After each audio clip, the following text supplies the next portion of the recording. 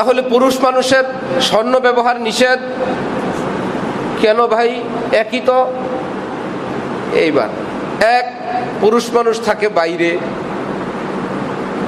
বাইরে থাকে না, এত দামি একটা জিনিস নিয়ে ঘুরবেন, ভোলায় একটা ছোট্ট মেয়ে খুন হয়েছে, খোঁজ নীতি গিয়া জানা গেল তার গলায় একটা স্বর্ণের চেইন ছিল, একটা চোরায় ওই চেইন চুরি করবে, চেইন চুরির পরে তার টেনশন করলো, মেয়ে তো বলে দিবে, যেন সে বলতে না পারে, এই কারণে একটা ছুরি দেয়া টুকরা করে ফেলছে।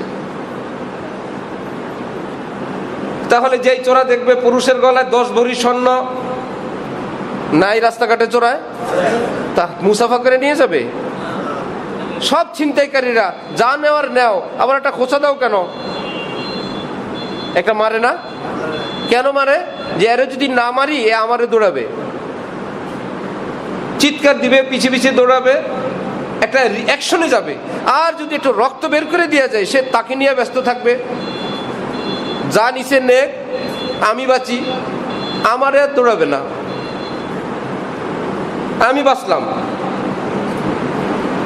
তো 10 ভরি স্বর্ণের চেইন আপনি বড় লোক, 20 ভরিওয়ালা নিজের কোমরের বেল্টও বানাইছে স্বর্ণ দিয়ে, আবার চুড়ি বানাইছে স্বর্ণ দিয়ে, তাহলে তার জন্য এই চলাচল জীবনটা নিরাপদ না অনিরাপদ?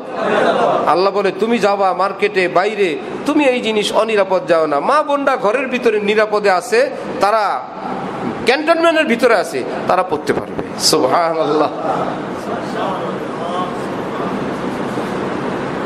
যারা দেখছেন তো দেখছেন স্বর্ণের জিনিস কান থেকে কিভাবে টান দিয়ে নিয়ে যায় ছিনতাইকারীরা, কত কত দেখছি, কান টান সহ।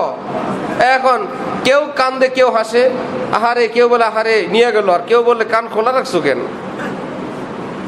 কানের জিনিস দেখানোর জন্য খোলা রাখছো কেন? দৃশ্যটা ঢেকে রাখো, এটাকে একদম শোরুমের মতন প্রদর্শনী করছো, তারটা সে নিয়ে গেছে। দ্বিতীয় হিকমত, স্বর্ণ এমন একটা ধাতু যেটা পুরুষ মানুষের শরীরের সঙ্গে লেগে থাকলে তার যৌবন শক্তির জন্য ক্ষতিকর। আল্লাহ পাক বললেন যে তোমাদের জন্য না, তোমাদের শরীরের ঢং এক না। রক্ত কি দুনিয়া সব এক গ্রুপ আছে না? রক্ত তো রক্তই বলেন, যারা সমান অধিকার বানায় নিছেন, আবার রক্তের কি, রক্ত তো রক্তই ভরেন না, সমান না, রক্ত ভিন্ন আছে। এই রক্ত যদি বুঝো ভিন্ন, নারী পুরুষও ভিন্ন বুঝো, এটা জ্ঞানীর কথা, এটা আল্লাহর কথা।